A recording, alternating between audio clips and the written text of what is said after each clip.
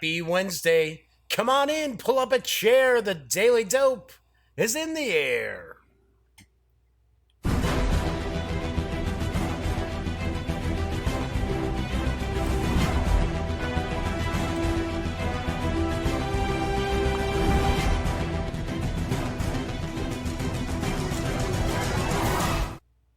Howdy, howdy, howdy, gang. Yes, I'm Jeff McAleer, back once again as your host here at The Daily Dope, presented by thegaminggang.com, of which I happen to be the founder and editor-in-chief. So I am finally back. It's been a while. I was out covering San Diego Comic-Con, and I will talk about that in just a moment.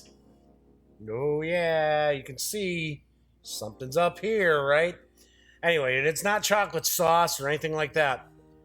Anyway, so I was out in San Diego for Comic-Con most of last week. Got back, and you can probably tell from my voice, I've got a wee bit of the con crud going on as well up in my sinuses.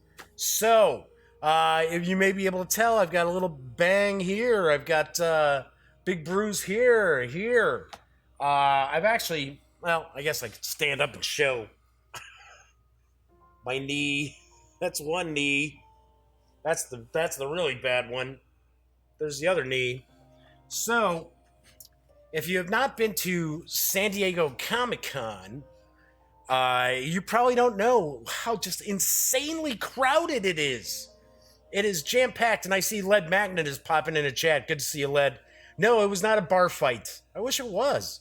Would have been pretty interesting if it was a bar fight, but it was not. Anyway, so Thursday night we're coming out of the convention hall. The convention's ended, so it's my brother Greg, our friend David, and myself, and we're just all jam-packed with all these people. Now we're walking in an area that we've been up and down umpteen times over the years, so we know to keep our eyes peeled for fire hydrants and lighting that pops out of the ground and things like that. Well, a woman who was walking kind of next to me, a little behind me, was not paying attention and started falling over a fire hydrant.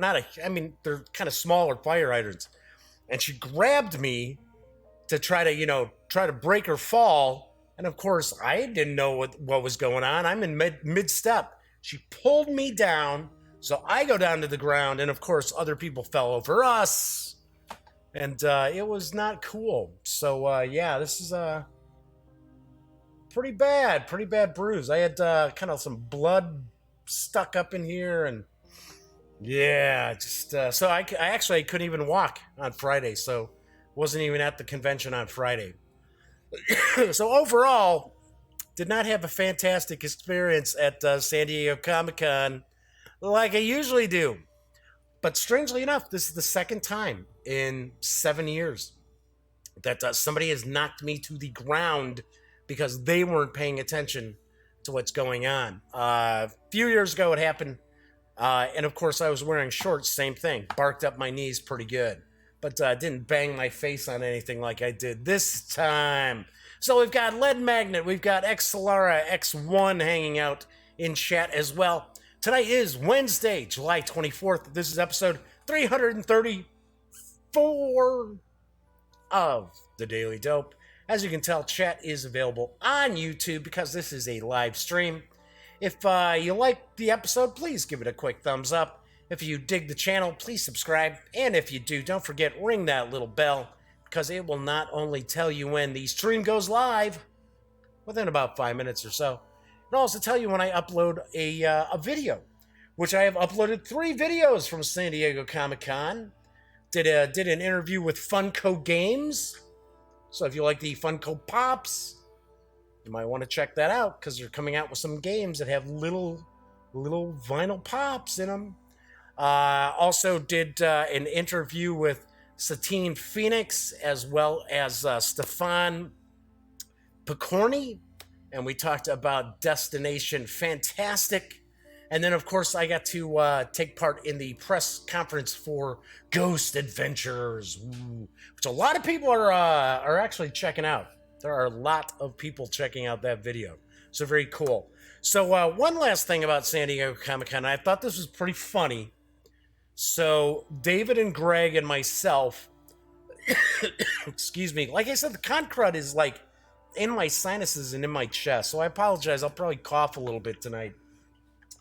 But as I was going to point out, so my brother and David had some Todd McFarlane books, some Image comics and some Marvel comics that they wanted to get signed.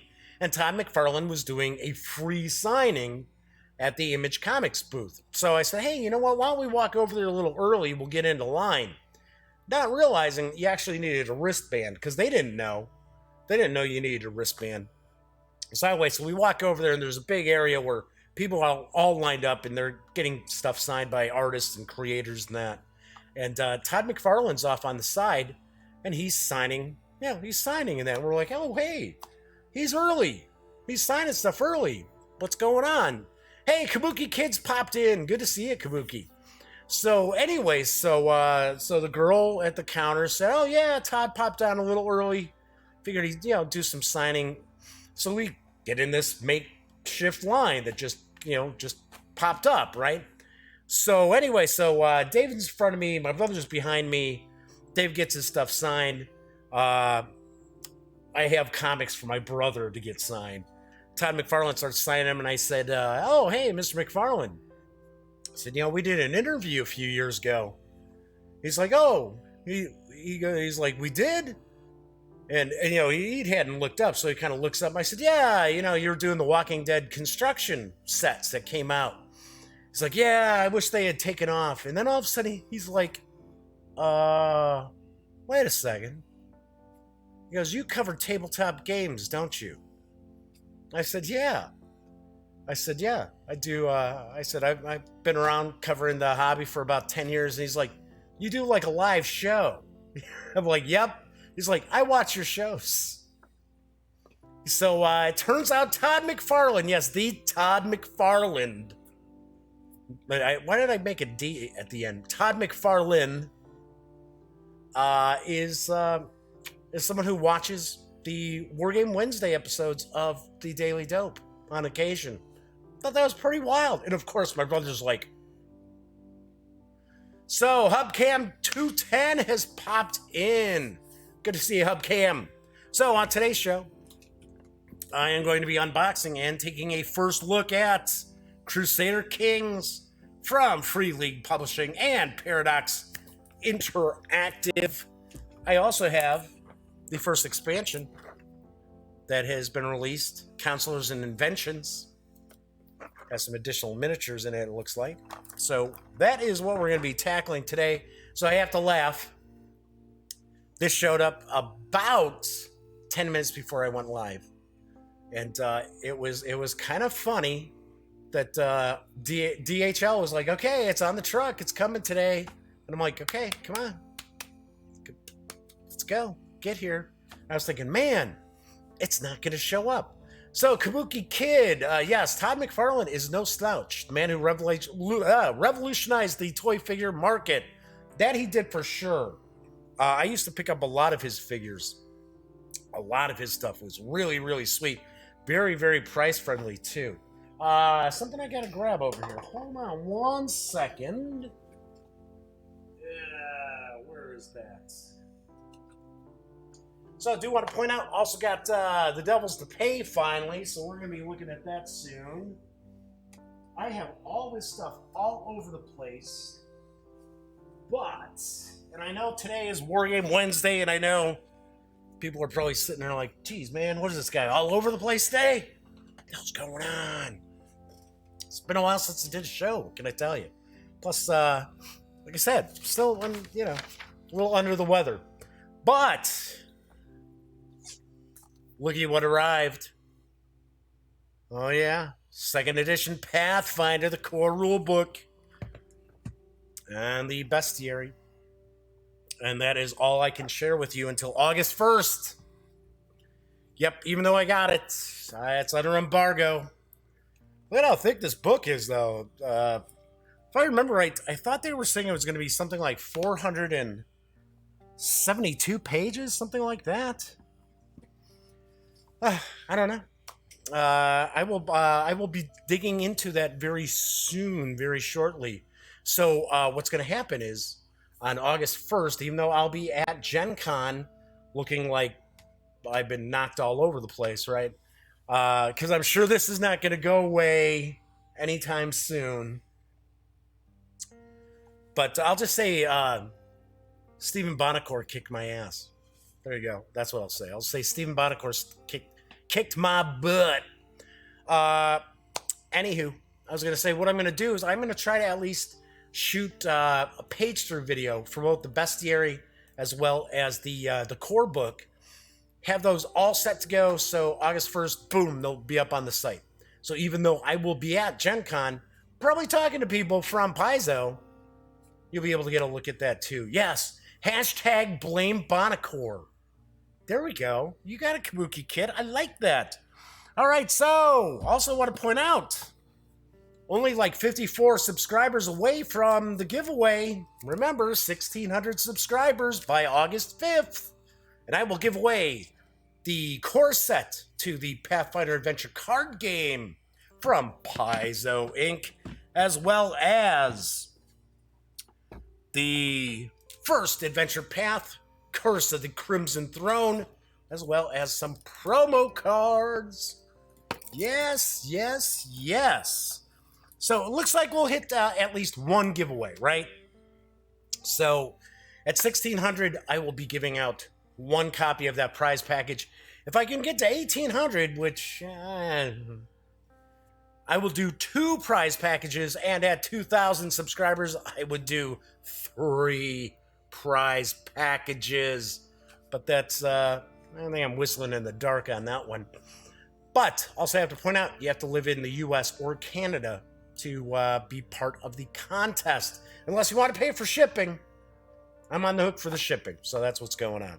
All right, so, yes, I like that. Hashtag blame Bonacore. No, how about hashtag Bonacore Brawl? I like that one. That's pretty good. So I do have some news tonight. I've got a few interesting news pieces we're going to jump into. Do want to point out that if you are not a fan of the Tabletop Gaming News, please look in the show notes once the video is rendered, of course.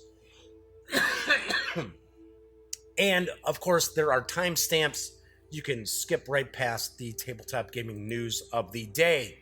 But, do want to point out, Academy Games is in the midst of a Kickstarter to bring the historically themed One Small Step to the... Oh, sorry. Forgot. I had a picture of me and Todd McFarlane. Duh. Forgot I loaded that thing up. Told you I'm a little under the weather here. A little discombobulated. So there you go. There we were. And it was funny because we were talking about Wargames and that because Todd McFarlane is a big solitaire wargamer. And I was feeling bad because these people were waiting to get stuff signed because it was just an impromptu signing. So when he decided he was done, that was it. Whoever was still in line, whatever. So, but it was funny. I talked to Todd McFarlane for about 5 minutes. Talked a little bit about maybe seeing McFarlane move into the board game industry. So, yeah, pretty cool. Anyway, so, as I was saying, Academy Games is in the midst of a Kickstarter to bring the historically themed One Small Step, there we go, there it is, to the public. And I've got the dope. Lead the United States or Soviet Union Space Agency in this engine-building, worker placement, race for the moon Eurogame. Play on a team of 1 or 2 players, where each player on a team controls either the engineer workers or the administrator workers for their team. Coordinate your actions with your teammate on each of your turns to either place an engineer or administrator worker on board actions to gather the game's 9 different resources. Draft development cards, increase your media coverage, recruit astronauts, upgrade resources, develop your spaceflight capability, or spend resources to launch humanity's first unmanned and manned missions into space. Which type of worker you place changes the effect that a board action has.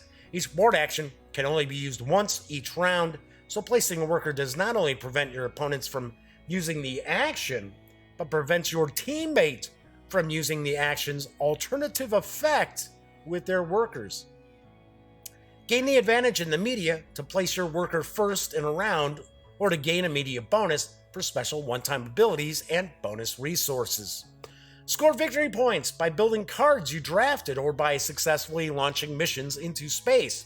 Every successful launch, you have upgrades one of the board actions, not only for your team, but also your opponents. Successfully launch enough manned missions to achieve the first manned moon landing before your rivals, gaining you bonus victory points and ending the game. The team that has the most victory points at the end contributed to the most of one of humanity's greatest achievements, and obviously enough, wins the game. One Small Step provides a fun learning experience. Boo, learning. About the space race that makes it perfect for a U.S. history curriculum in the classroom and home school. There is a Kickstarter video. It's a couple minutes long, so why don't we kick back and take a peek? Academy Games presents an extraordinary journey that started with a dream, that led to a vision shared by an entire nation.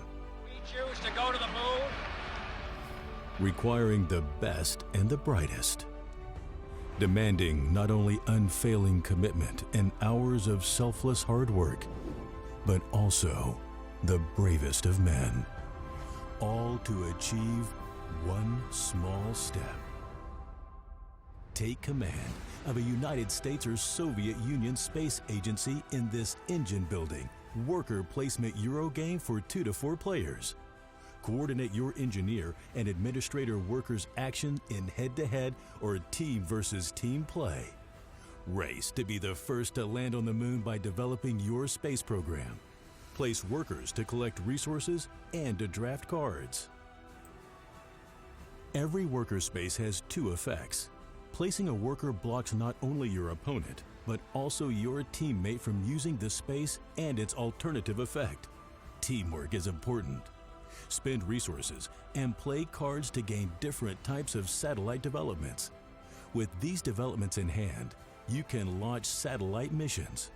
Place a satellite in Earth's orbit to acquire manned mission tokens and upgrade your agency's resource engine.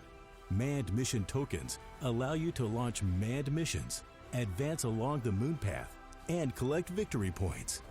First to land on the moon ends the game and gains a victory point bonus. Every choice you make has multiple benefits and consequences. Successful launches upgrade the worker action spaces on Earth, helping not only your nation's space program, but also your rivals. Academy Games has a number of stretch goals to unlock in this campaign. Join us on this exciting journey to the moon.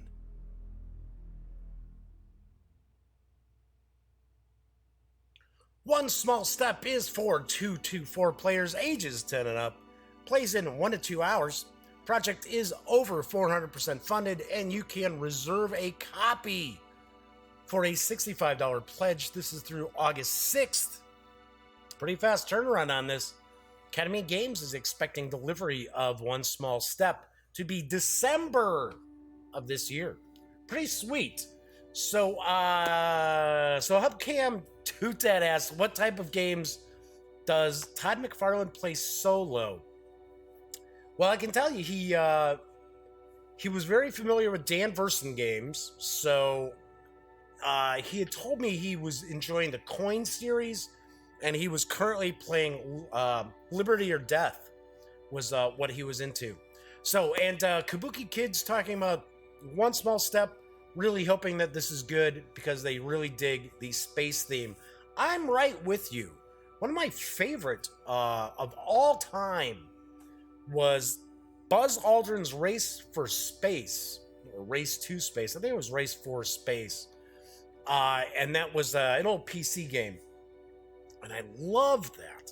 That was a fantastic game. And I guess a lot of people really dig the Kerbal Space Program, I want to say is the name of that PC game. But I checked it out, and there's really no scenarios. There's no campaign to it. It's just sort of, okay, create this. And it left me kind of cold. But this is already funded, so I don't know. To me, might be a little too Euro-y for my personal tastes. So, don't know. Kabuki Kid says Leaving Earth is a good one. It's basically all cards. Sweet. So, October will bring the latest release in the West Kingdom series from Garfield Games and Renegade Game Studios. I've got the dope. From the designer of Raiders of the North Sea comes Paladins of the West Kingdom, which is set at a turbulent time of West Francia's story, circa 900 AD. Despite recent efforts to develop the city, outlying townships are still under threat from outsiders. Saracens scout the borders while Vikings plunder wealth and livestock. Even the Byzantines from the east have shown their darker side. As noblemen and women, players must gather workers from the city to defend against enemies, build fortifications, and spread faith throughout the land. Fortunately, you are not alone. In his great wisdom, the king has sent his finest knights to help aid in your efforts. So ready the horses and sharpen the swords. The paladins are approaching. The aim of Paladins of the West Kingdom is to be the player with the most victory points at the game's end. Points are gained by building outposts and fortifications, commissioning monks, and confronting outsiders. Each round, players will enlist the help of a specific paladin and gather workers to carry out tasks. As game progresses, players will slowly increase their faith, strength, and influence. Not only will these affect their final score, but they will also determine the significance of their actions. The game is concluded at the end of the 7th round. Enlist the help of your paladins to defend your city from increasing threats, and engage in the multiple paths to victory, thanks to the suspicion system, attribute tracks, and a wide array of potential townsfolk and outsider combinations. Paladins of the West Kingdom features just the right amount of player interaction with no take-that mechanisms and an intuitive and easy-to-use solo play mode. Paladins of the West Kingdom is for 1 to 4 players ages 12 and up, plays in 90 to 120 minutes, and will carry an MSRP of $55 when it arrives on October 9th. I wonder if this is going to make an appearance at Gen Con, because that October retail release is right in the ballpark of the Gen Con releases we tend to see. So, kind of curious. I definitely dig Raiders of the North Sea. It's really the only Garfield game that I have played from Renegade Game Studios. But really, really dig it. My nephew Cameron really likes it. Even my brother, Greg, played it, and he thought it was pretty cool as well. So it is Wargame Wednesday, so how about we talk a little bit about GMT? Because coming later this month is a historical title, which has piqued my interest, and I've got the dope on Ancient Civilizations of the Inner Sea. Ancient Civilizations of the Inner Sea allows you to create or conquer the great civilizations of the ancient Mediterranean in a single night, alone or with up to 5 other players, and without having to roll a single die. Build great wonders to glorify a peaceful, thriving commercial empire, or sack cities, and conquer new lands as you spread your domain across the waters and around the shores of the Inner Sea.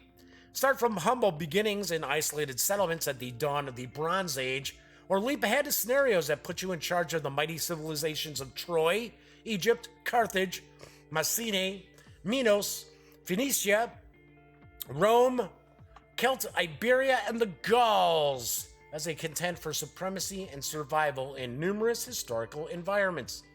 Solitaire rules challenge the player to save Egypt from invaders, defend Rome from the barbarians, or march as the Greeks against Persia in exciting solitaire scenarios from the desperate days at Marathon to the conquest of Alexander. The game's 110 event cards grant civilizations great generals, prophets, and architects, along with military and commercial advantages ranging from chariots to trimenes, from caravans to traders. There are also events which can inflict plagues and famines, foment civil wars, incur barbarian invasions from all directions of the compass, and unleash volcanoes, floods, and earthquakes of apocalyptical proportions. Gotta love that. With a very short rulebook that lets players get into the game quickly, Ancient Civilizations of the Inner Sea is an exciting, fast-playing, easy to learn, easy to play, but challenging to master. Ugh, I hate when they say that. It's easy to learn, but challenging to master. Ugh, get a different line, people. An always different abstract game in which players guide the legendary civilizations that surged and receded around the shores of the Mediterranean, which the Romans aptly called the Mare Internum, or Inner Sea. Ancient Civilizations of the Inner Sea is not just one game, but many games. From 1 to 6 players will each take the role of 1, 2, or even 3 of these civilizations as they compete across up to 4 epochs, each epoch taking up to 4 turns on land and sea, each seeking to make their indelible mark on history. The scenarios are of much shorter duration, of only a few turns each. Excuse me, depending on which is selected.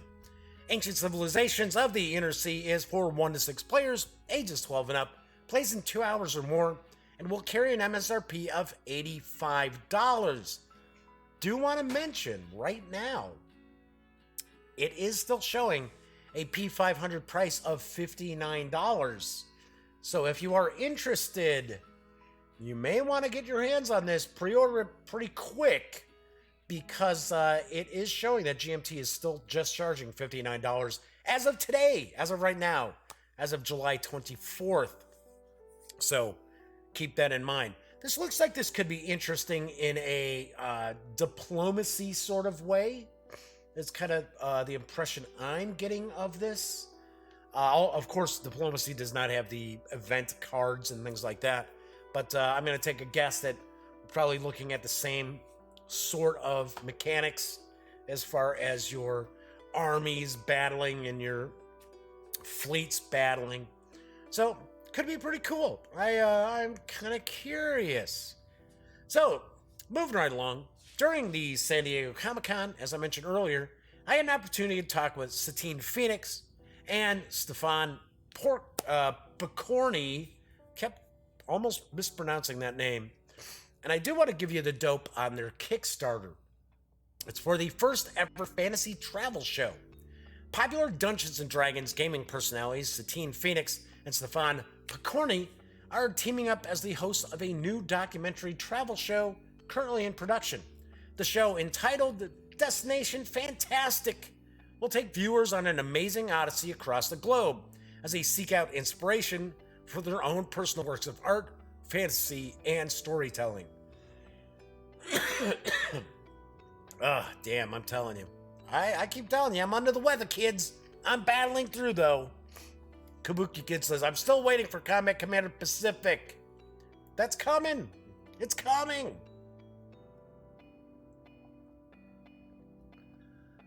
That's better. The show is created by award-winning filmmaker Josh Bishop and produced by Ron Harbin. Destination Fantastic is an independent documentary travel show that will follow the hosts on a whimsical journey each episode as they explore all things fantastical. Castles, dungeons, labyrinths, mythological creatures, fantasy games, sacred grounds, art, literature, music, and history are all par for the course. Along the way, celebrities, experts, and fanatics will help showcase the history and details of each new location and subject. Satine and Stefan will be looking for inspiration for their future projects, as well as learning about what has inspired myths, folklore, and storytelling since the beginning of civilization, much like the infamous game itself. The pilot episode will feature the hosts exploring Iceland, where they do everything from seeking out the Codex Regius, the earliest known written history of the Norse mythological canon, to exploring volcanoes and glaciers, where they see the impact of the rapidly changing global climate on modern-day Iceland firsthand. Satine and Stefan will uncover the roots of legends and storytelling and impart their discoveries into the imaginations of their viewers. Future episodes will encompass a number of enchanted locales specifically chosen by the hosts. there is a Kickstarter video. It's going to share a lot more of some of their footage that they've got for their initial episode. It is about 4.5 minutes long, so if you want to kick back and give it a watch, definitely do that. If you're not interested, go grab a drink. Go make a sandwich, something like that. See you in about 4.5 minutes. What's up, everybody? I'm Stefan Picorni, founder and CEO of Dwarven Forge, the industry leader in fantasy terrain. And I'm Satine Phoenix, artist, game master, and former community manager of Dungeons & Dragons. We're excited to share with you something that we've been cooking up for quite some time now. This is epic. A documentary travel series with us as the hosts. A travel show that follows us around the world, exploring the roots of fantasy. An adventure show seeking out the stories, legends, creatures, and myths that inspired early fantasy writers to create the tales we've come to know and love. The origins of an entire genre of fantasy and gaming. I have a feeling there's gonna be some ice adventures in the future. Iceland, land of Vikings and Norse mythology. I pictured Thor's hammer to be bigger. New Zealand, home of Middle-earth. This is the house of Bilbo Baggins, Stonehenge, King Arthur, Merlin the Magician, and the UK. It's the Indiana Castle! Mainland Europe, home to incredible architecture and culture. We're traveling the globe, man. We're going everywhere. If it's fantastic, we're going. All of these places and things have contributed to this amazing genre of fantasy, and we want to explore it all with you, the fans. Because let's face it, we wouldn't be here where we are today without all of you. We're calling it Destination Fantastic. And guys, I promise you, this is going to be a show unlike anything you've ever seen before. And I'm talking warriors, gnomes, elves, trolls, caverns, dungeons, wormholes, let's not forget dragons, art, music, Viking, metal. We're going to travel everywhere. We're going to take you with us. It's going to be insanity. This is going to be nuts. This is going to be a rock and roll extravaganza. All right. Kind of lost my mind. It's awesome. This whole thing is awesome. It's going to be great. Now, we don't want some corporate executives telling us how to do our show.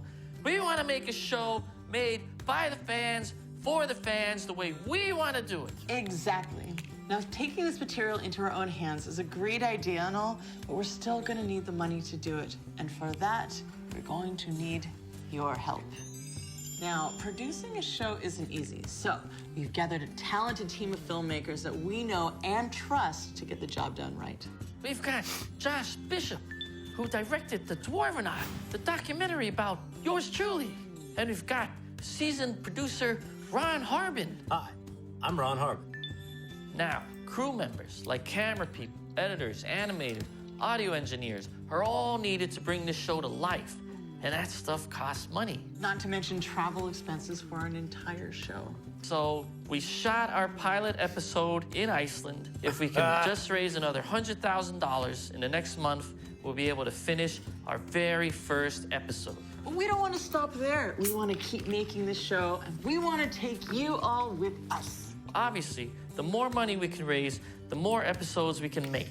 So we are offering some pretty cool stuff as incentives for your donation. Custom Destination Fantastic terrain, limited edition custom miniatures, art pieces by me, Satine Phoenix, special games that we dungeon master, and that is just the tip of the iceberg. And how about the Destination Fantastic feature documentary? And we have all kinds of tricks up our sleeves. Check out our Kickstarter page for a breakdown of what we're offering and follow along as we add more and more stuff to it as the campaign progresses. You are not going to want to miss out on this, guys.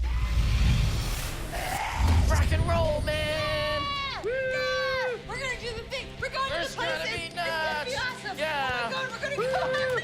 I'm so excited. So excited. Oh my God, All right. so All right. exciting. Come on, got Okay. it. All right. Oh, it's We're back. exciting, We're back. okay? I'm very All right. excited. All right. So, you guys, check out our Kickstarter page and join us while we go on a journey to... Destination Fantastic! It's gonna be All right. amazing. Okay. Oh my God, it's All right, gonna be Satine. so All right. cool. Okay. You can pledge your support for Destination Fantastic for as little as $3 through August 9th. Project is currently 53% of the way to its goal as of this morning when I took a peek. So, sounds like a pretty interesting concept. I did post the interview. It's about 14 minutes long. It's over on the Gaming Gang channel. So you can check it out if you'd like to learn more. So, yeah, so I think it was Kabuki Kid was pointing out that he had never heard of either Stefan or Satine. Stefan is actually the person behind Dwarven Forge Terrain. So, especially if you go to Gen Con, you know, they've got a big area. They always have this huge thing laid out. It's very, very cool. And, of course, Satine's been involved with the role-playing games for a long time, mainly Dungeons & Dragons. And she does take part in a lot of streams and charity events and things like that. So, thought I'd spread the word. All right, and my final news piece. There is a new Warhammer Fantasy Roleplay adventure. It's available in PDF. It's from my pals over at Cubicle 7 Entertainment. Jeez, I can't speak today, I swear. It's the sinus thing. Anyway, here's the dope. On Ubersreich Adventures, The Madmen of Gothheim. Welcome to the second of our ongoing series of scenarios set in the Duchy of Ubersreich, the primary setting for the Warhammer Fantasy Roleplay starter set, which I did a review of. Thought it was fantastic, gang. Village of Gothheim is a smoldering ruin. I had nothing to do with this. The surviving villagers are wild-eyed and confused, seemingly incapable of understanding what has befallen them. Some have lost their minds completely, gripped by a horrifying lunacy that apparently no one can cure. Can the characters uncover the terrible cause behind the madmen of Gothheim? Excuse me? Before time runs out? Ubersreich Adventures, The Madmen of Gothheim includes a 16-page adventure by Dave Allen. Dave Allen at large? What? I know, it's not that Dave Allen. Detailing the village of Gothheim and the horrors that have befallen it. A new creature trait, maddening aura, to add to your games of Rufump. A map of Gothheim and an exhaustive list of all its remaining inhabitants, providing a short sandbox adventure for your characters to navigate. Ubersreich Adventures, The Madmen of Gothheim can be used as a one-shot adventure or easily slotted into any existing Warhammer Fantasy Roleplay campaign that involves road or river travel. Right now, you can score the 19-page PDF for $4.99 at Drive-Thru RPG. So I believe that will be the last Warhammer Fantasy Roleplay release before Gen Con. So I am going to be interviewing my good friend Dominic McDowell over at Gen Con, talking all things Cubicle 7. It's an annual thing. Dom is one of my favorite people to get back and chat with. So, and I'm sure I'll see my pal T.S. Lukert as well and chat with him. So, I was pointing out that PDF is available at Drive-Thru RPG. The Gaming Gang and thus the Daily Dope are affiliates of the One Shelf Bookshop stores. So, if you are going to go to Drive-Thru RPG, please stop at thegaminggang.com first. Click on one of our banners, and that way, if you do make a purchase, you get a small portion of that sale. And those little portions all add up and really do help keep the Gaming Gang around. Okay, so that is it for today's news. Yuck. That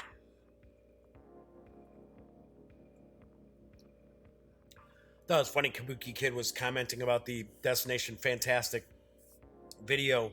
Stefan's hat, his like wizard hat. He was like, where do you even find something like that? I don't know.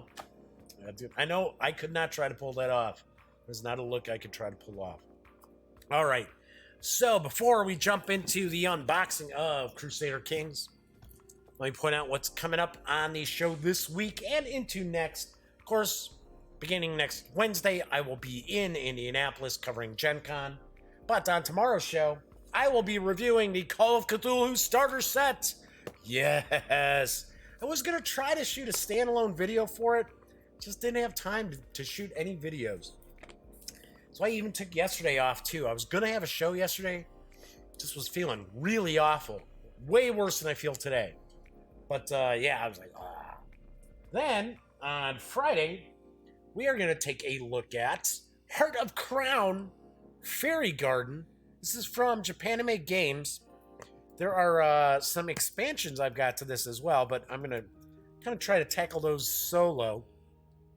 So this is a family game. Actually, I take that back. I don't think this is a family game. I think this is a game where each of the players is trying to get their princess to be elected, basically queen, and you're kind of plotting behind the scenes. So we'll take a look at that on Friday. On Monday, picking this up. This is a heavy box. I will be unboxing and taking a first look at Heroes of Land, Air, and Sea from my pals over at Gamelin Games. So that will be on Monday's show, and then Tuesday, I'll be reviewing Aeon's End from Indie Boards and Cards. So that is what's cooking through the rest of this week and into next. What version of Call of Cthulhu are we up to now? Asks Kabuki Kid. We are on 7th edition. We are on 7th edition Call of Cthulhu. And I'll be very honest, there isn't a ton that's different between the editions. Really isn't. I mean, if you went from 1st edition and jump to 7th, yeah, you'll see there's like huge differences, especially in presentation. But for the most part, not a ton of things have changed. In fact, there are some aspects of 7th edition that I don't utilize. It's just, I don't. Just my personal style. The chase mechanics, I don't care for those, so I don't use them. And I do not use the difficulty levels. I do not sit there and have a character sheet where we have a character's skill level and then divide it in half and then divide it in half again. It's like, no, I'm not going through all that. You know, I'm more about let's have a blast, have a great story. Let me freak you guys out to pee your pants a little bit. I'm not here to be like doing math all night long. So, anywho, but I love it. I love Call of Cthulhu. I'm not knocking it. It's just, you know, everybody with a favorite role-playing game kit bashes stuff. I don't know anybody, and I'm sure there are people out there. I don't know anybody who runs any role-playing game right out of the book or right out of the box the way it's supposed to be done. I don't know a single soul. All right, so going to jump into the unboxing, but first do want to point out that because the Gaming Gang and thus the Daily Dope and of course the Gaming Gang channel are all pretty much not-for-profit affairs, let me point out, if you like the website, if you like the show, if you like the channel, please consider making a small donation to Lil Bub's Big Fund and the American Society for the Prevention of Cruelty to Animals. That's right, Lil Bub's Big Fund does provide grant monies to organizations around the United States who care for special needs animals. These animals might be a bit older. They might require medication. They could have mobility issues. They could be blind or deaf or carry feline leukemia. Could be any number of things. But these animals, these pets still deserve to find good, loving homes. And that's what Lil Bub's Big Fund is all about. So, as I mentioned, if you like the Gaming Gang, if you like the Daily Dope, please consider tossing a couple of bucks towards Lil Bub's Big Fund. Do want to mention Lil Bub was out in San Jose, I think, doing an appearance out there. So her health is improving. She had some sort of like bone infection that had caused some problems. And they thought they had kicked it, and I guess it came back. But from what I hear, she's doing really well. So, just I get a kick out of that cat. That cat has more resilience than most people I know. All right, so I'm sure people are tuning in because they want to check out Crusader Kings from Free League Publishing and Paradox Interactive. It's designed by Tomas Herenstam, Nils Carlin, and John Menker, with artwork and graphic design. Hey, what are we getting here? We shouldn't have more than that one image coming up. Bing, there we go. Artwork and graphic design are provided by Ola Larson and Johanna Peterson. The game is for 3 to 5 players, ages 14 and up. Plays are in around 3 hours. And it carries an MSRP of $99.99. So let's switch on over to the other camera here. So, as I mentioned, I also have the expansion. We are going to take a look at the expansion in just a moment. I will have to pick up some MSRP info on the expansion because I did not have it. So anyway, Crusader Kings is based on the really popular historical PC game Crusader Kings 2 from Paradox Interactive, something that I play quite, well, okay, I was going to say quite a lot, but I don't play it as much as I once did, but I still play it from time to time. And it's a blast. It's you create a dynasty, you go through generations. You have to worry about your vassals. All these different expansions have come out for it over the years to just do crazy stuff. You can become like a pawn of Satan. I mean, there's some non-historical stuff that has creeped into the game, but for the most part, it is still extremely historically based. And of course, I mean, you can even have it where, you're just heretics. You're not necessarily, there really isn't a Satan, right? All right, so let's get rid of some of this shrink wrap so we can get rid of some of that glare. So I'm going to take a peek at the back here, read some of the flavor text real quick.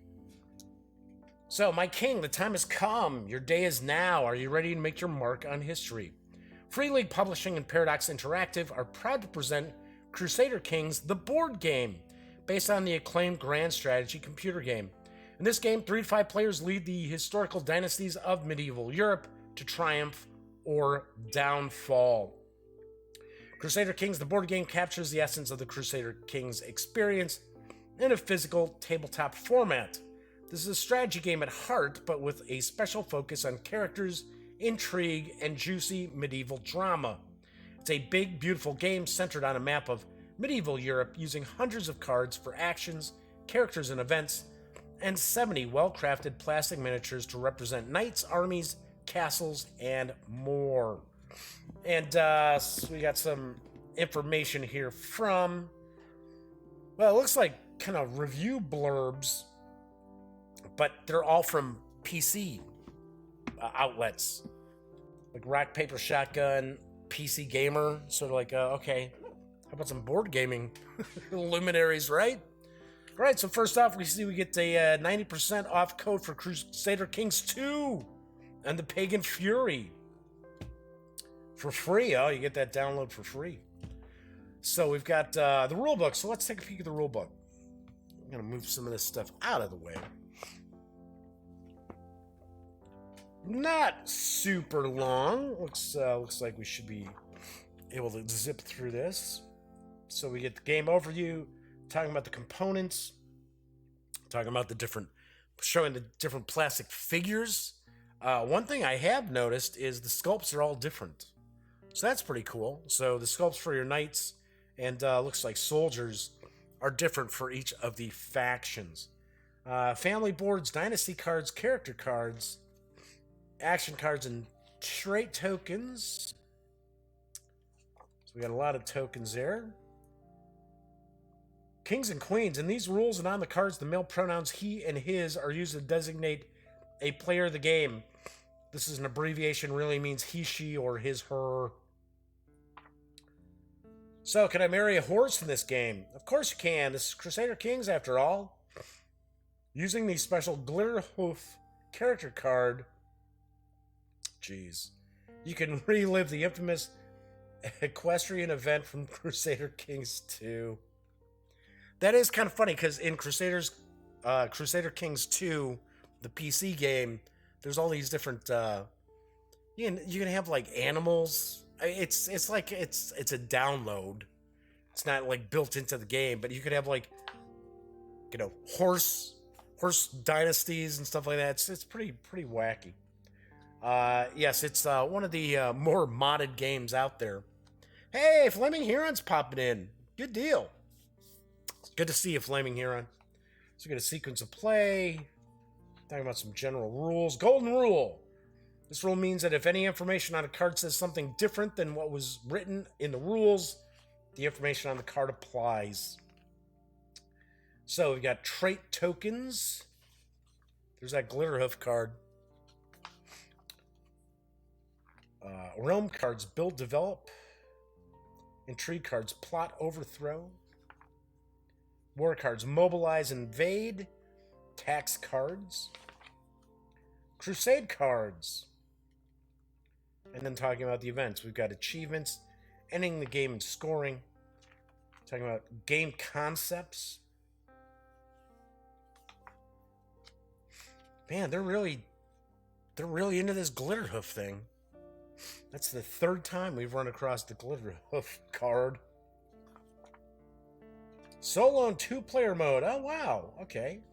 That's cool. Nice to know you can play this solitaire. So we got AI strategies here. Got different scenarios. Kingdom of Jerusalem. Crusade of the Faint-Hearted. There you go. Second Crusade. Baron's Crusade. Got the Ninth Crusade. And the Kingdom of Jerusalem Tournament version. Okay, so there is the rule book. So we've got that now. We also have the game board, which is going to be a pretty good size here. Let's see how much of this we can actually get into the shot. Don't know. This is a pretty heavy box, too, I should point out. Moving some stuff around. See what we can see. Okay, so the board's going to run sideways, like so. It's a pretty good size. Let's zoom back out. I think I can get the whole thing in. Yeah, for the most part, that's pretty much the whole thing. So we've got area Europe here. We've got the action cards, development cards. Here we have the Crusade track. We'll have player boards as well. Now at Gen Con last year, we did get to demo this for a couple of turns. We didn't get real deep into it, but we did get to check it out a little bit, and it seemed pretty interesting. So here's some things that I'm kind of curious about, and I'm going to kind of fold this a little bit. What I'm really curious about is as far as the role-playing aspects of the game. So in the actual PC game, there's like all this stuff going on. I can't see, it's impossible for them to pack all of that into a tabletop game. It's just not going to happen.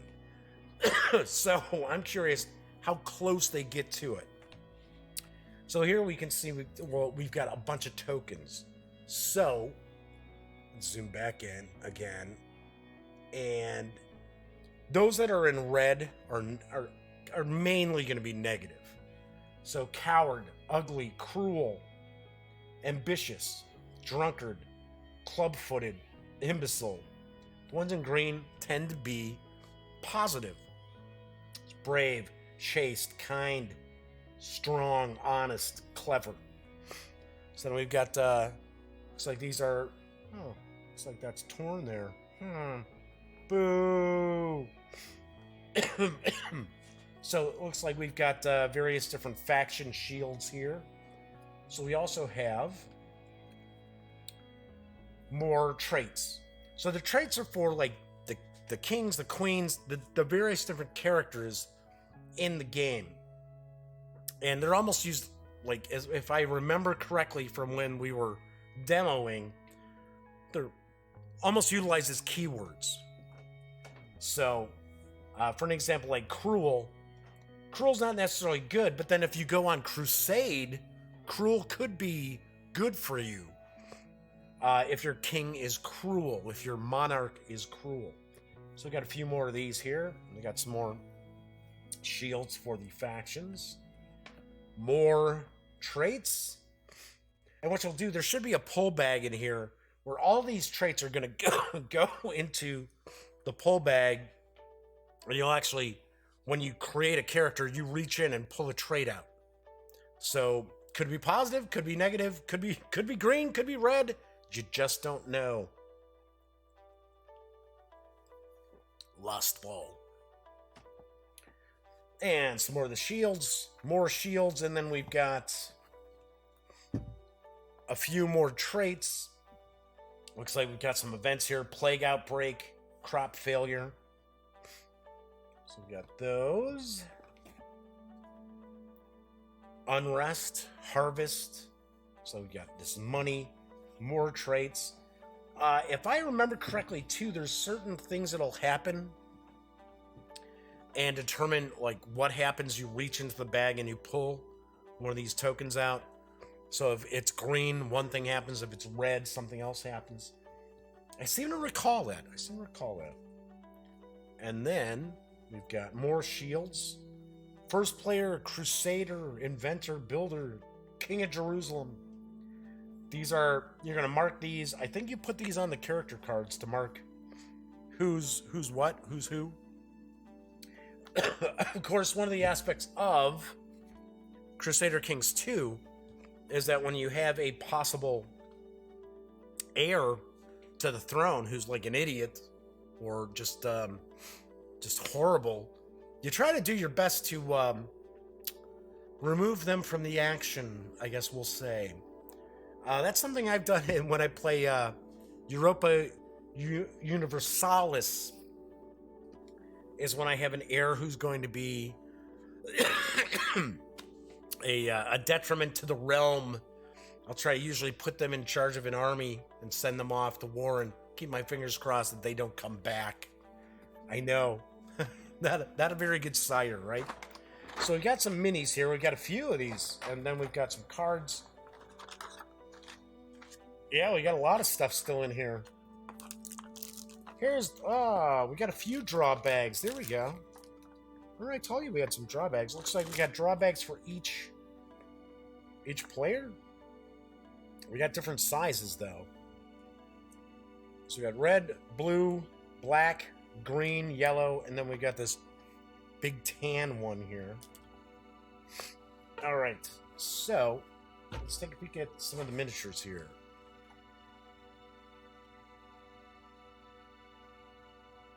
So we've got the men-at-arms. And as I mentioned, we get a different sculpt for each of the colors. So as you can see, each of the colors has a different sculpt. Then we've got the cavalry. And once again, each of the factions is going to have a different sculpt.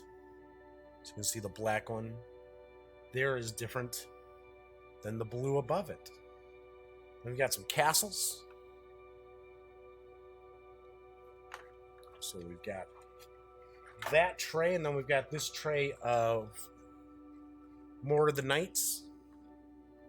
So we've got the red, the green, and the yellow. Pretty nice sculpts. I would think these would paint up fairly nicely. They are about, they're not 28 millimeter, they're smaller than that, so Hubcam said, interesting random character creation. Yes, that was one thing that I thought was kind of funny too, but you know what? That could also lead somebody to get really upset, we'll have to take a look in the rules if there's some sort of rule about just having too many negative traits. I don't think there would be. But, you know, as far as a tabletop game, everybody worries about balance. Whereas when you're playing a historical PC game, balance is not that important to you. You want it to be historical. You want a historical accuracy or something at least close to being historical. So these look like these are probably the player boards, so we'll look at these in a sec. No, you know what? We'll look at them first. But hey, we got some pretty nice inserts here. Right, so these are the character cards. Those are action cards. What are these events? Just say actions. Okay. So let's take a look at these. Component quality is nice. I can tell you that much.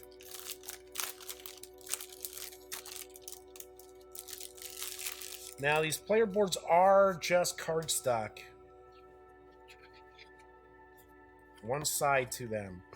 So we have politics.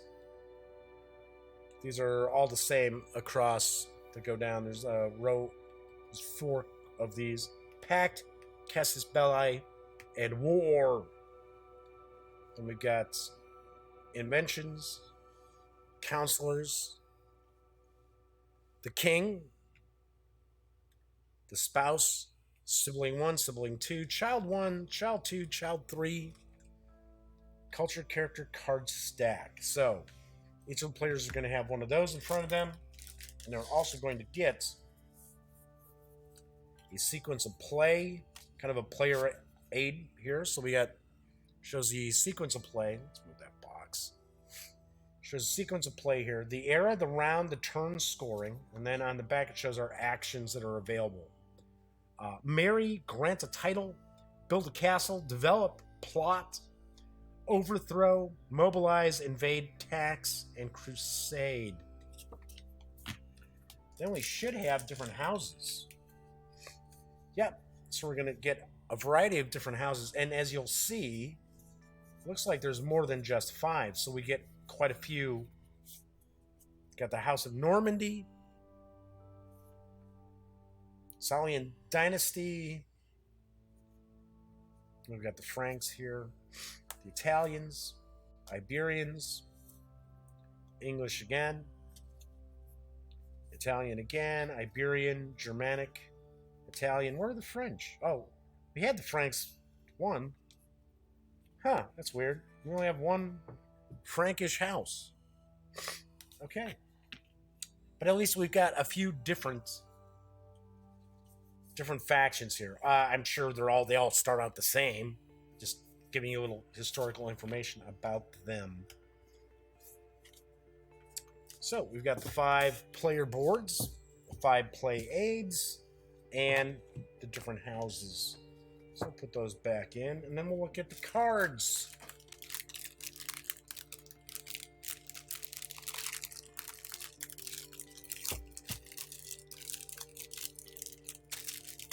Open these decks up. So these are the character cards here.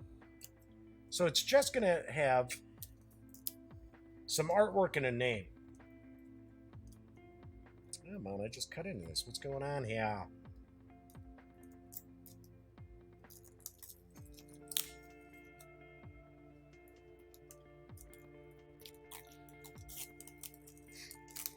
But it's going to give us a variety of different characters here. So we get, now let's zoom in a little bit here. So we have Robert, Adelaide, Richard, Cecilia, William, Matilda, Constance, Stephen, Adela, Marcus, Gilbert. So we see, it looks like we have unique artwork for each one of these characters. Oh, there you go, William the Conqueror. So of course with Henry the First. So I was going to say we've got some of these where the scenarios you're going to be playing are going to tell you, okay, so who is the regent? Who is the monarch of whatever faction that you're playing? So I will take a guess that is why they're showing some of those shields there. But it's very possible for you to have, as you play the game, especially if you're, I assume there's got to be a scenario in here that's it's just like completely anything goes. It's got the glitter hoof or whatever card, for crying out loud. So there we go. We've got all those different cards there. Put those back where they go. Then we've got these action cards.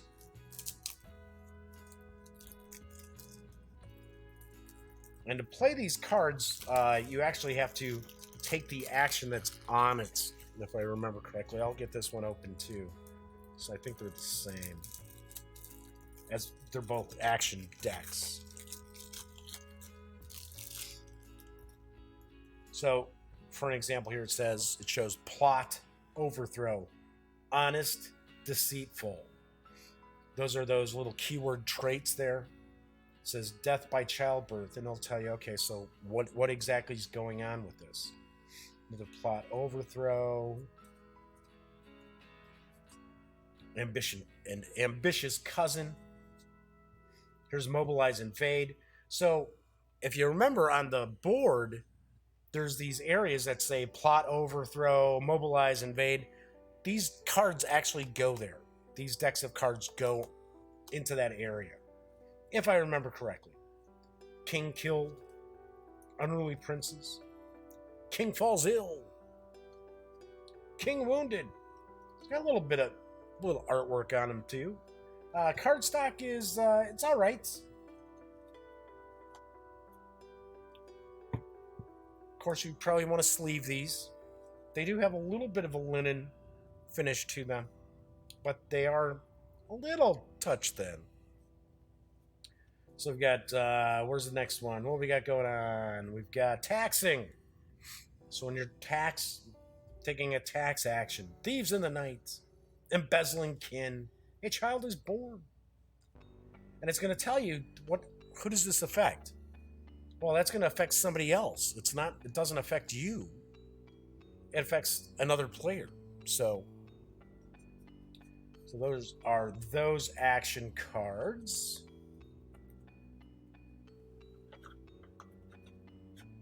And then we've got this deck here. So we've got the Crusade. Here we go, Blessed Child. So we got another child born. Turncoat Templars. Wisdom from the East. Holy Relics. Returning Crusaders. Winds from the West. Condemned by the Pope. Another child is born. So we got those for Crusade. Then we got Build, Develop, Harsh Winters. Illiterate Child. Manure Explosion. No! I hate when that happens. Got a lot of those. And then we get more of the plot overthrow. So, those are the different action cards. So we've got the different action cards here. We got the various decks of action cards. Come on, get in now. Zoom back out. We have the different factions. We got the player boards. We've got the player aids. We've got all these draw bags. We've got like a main draw bag, and then each player has a draw bag. We have the knights. We have the knights, the castles, and the soldiers or footmen. You've got the cool game board. I like the art style on the game board. The old style of the map. Got a bunch of punch boards with a lot of different tokens on them, including all the various different traits for your family members. And we've got the rule book, and that is what we find when we take everything from Crusader Kings outside of the box. So I am going to try to get this to the table hopefully this weekend because, of course, obviously enough, with Gen Con next week, it's probably going to take me a little bit of time to get a review of this out. But let's take a look at the Councilors and Inventors expansion here. Looks like we get new miniatures to add for our Councilors and Inventions. So it says this set includes 24 additional beautifully crafted plastic miniatures for Crusader Kings. Some bonus rules. Okay, so looks like we get some bonus rules as well. So let's see what we got here. Just a real quick little sheet.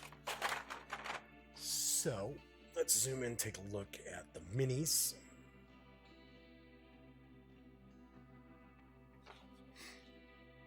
So we've got, looks like a couple of sculpts for each.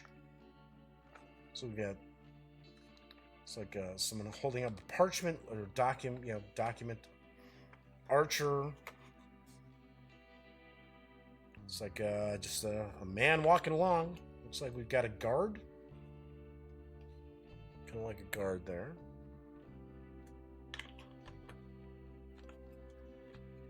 Just another counselor type miniature here. This looks like a religious figure. It's almost like a priest or bishop. Probably more along the lines of a bishop. Got looks like almost like an alchemist table or something.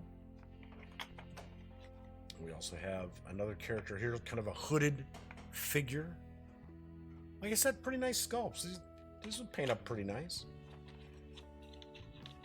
What do we have here? Looks almost like an architect with a bunch of plans under their arm. Then we have a sailing ship. We got a couple of sailing ships here. Got it's like a table with books. Looks like a knight.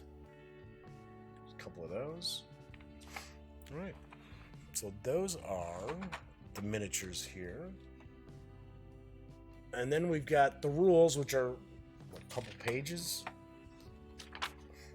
Councilors and Inventions. So we got Chancellors. Well, he's an Archbishop. Court Physician.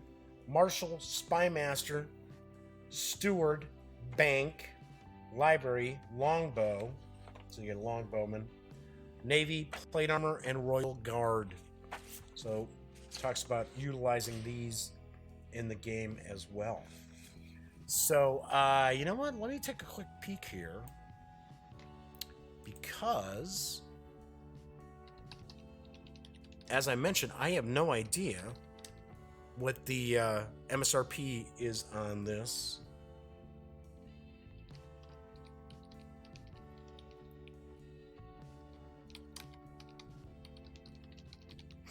Because I didn't realize that I was getting this expansion sent to me.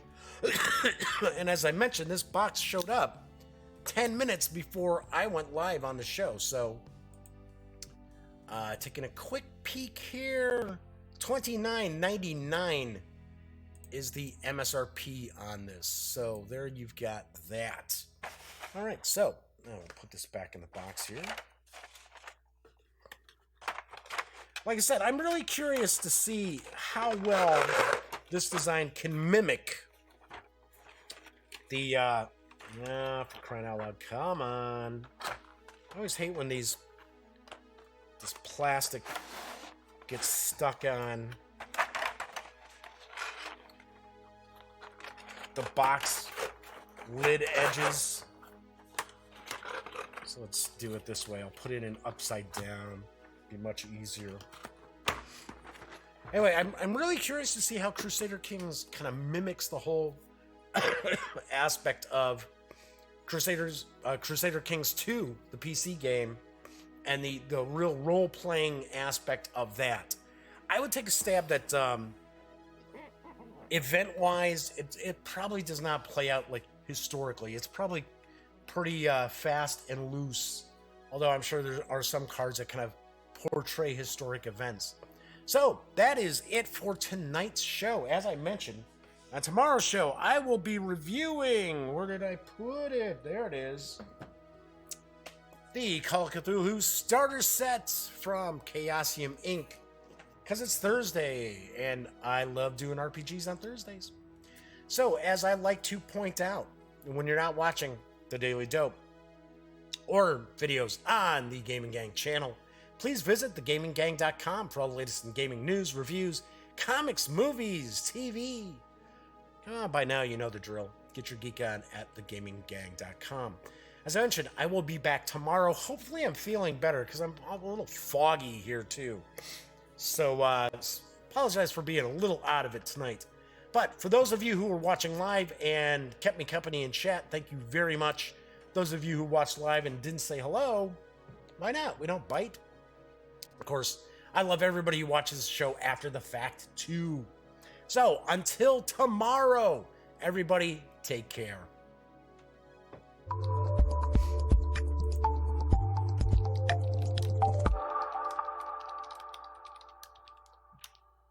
Thanks again for watching The Daily Dope, presented by The Gaming Gang. If you like this episode, be sure to give it a quick thumbs up. And if you dig the channel, please subscribe. If you'd like to check out our previous episode, click right here. And if you want to check out a somewhat randomly selected episode, give a click right down here. It'll be like opening a box of Cracker Jacks. You just don't know what you'll get. Once again, thanks for watching, and I'm Jeff McAleer.